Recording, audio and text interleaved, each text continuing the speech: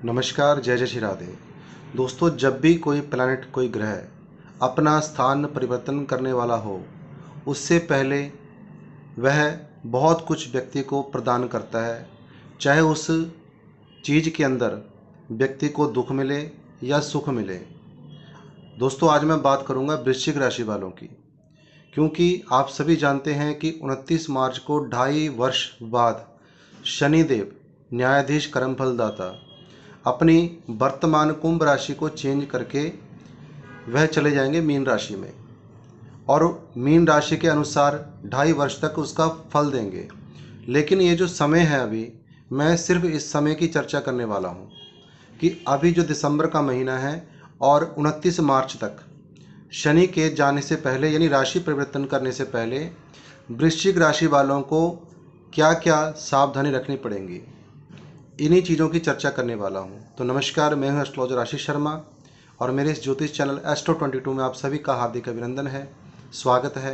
आशा करता हूं कि आप सभी सुखी होंगे, संपन्न होंगे, आनंदपूर्वक होंगे। दोस्तों, मीन राशि में जाएंगे 29 मार्च को, उससे पहले यह कुंभ राशि में है।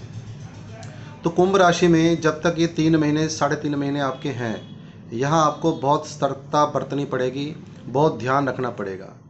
क्योंकि जो चौथे स्थान वृश्चिक राशि में कुंडली का जो चौथा भाव होता है, इस समय यहीं पर शनिदेव गोचर कर रहे हैं और पिछले 2.5 वर्ष होने वाले हैं इनको, यहीं पर विराजमान है। चौथा भाव होता है सुखों का, चौथा भाव होता है गाड़ी का, बंगले का, प्रॉपर्टी का, भूमि का और मदर का।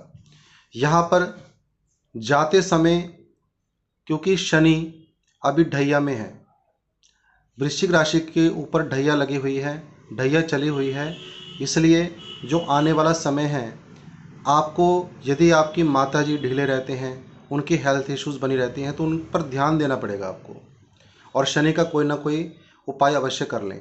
उपाय भी मैं अंत में बता देता हूँ। अब यहाँ पर आपकी किसी चीज़ को नुकसान भी कर सकते हैं, क्योंकि चौथा भाव चंद्रमा का होता है काल पुरुष कुंडली के हिसाब से, और शनि यहाँ पर विराजमान है। अभी 3 महीने इनके पड़े हैं। आपने देखा होगा, जब दिया जलता है, जब वह बुझने वाला हो तो उसमें अग्नि और ज़्यादा तेज हो जाती है।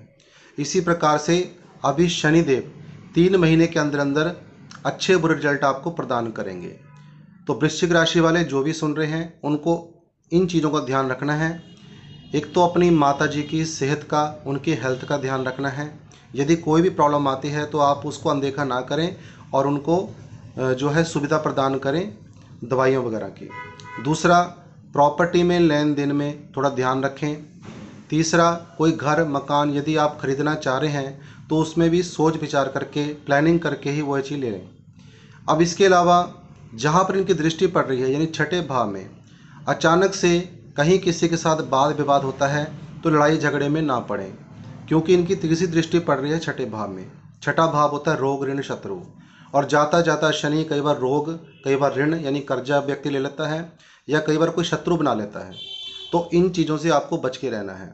अब इनकी सप्तम दृष्टि पड़ रही है कर्म क्षेत्र में। कर्म क्षेत्र में किसी प्रकार के भी वाद विवाद से आपको बचना होगा। जहाँ पर भी आपका वर्क प्लेस है, जहाँ आप काम करते हैं, तो वहाँ पर किसी भी वाद विवाद से आपको बचना पड़ेगा। अब इसके अलावा जो इनकी 10वीं दृष्टि है वह लगन में पड़ रही है। लगन होता है हमारा स्वयं का घर, यानी हमारा शरीर। तो आपको अपने हेल्थ का भी बहुत ध्यान रखना है। किसी से कोई ऐसी बात नहीं बोलनी जिससे कि आपका आगे आने वाला समय भी डिस्टर्ब हो जाए, ख़राब हो जाए।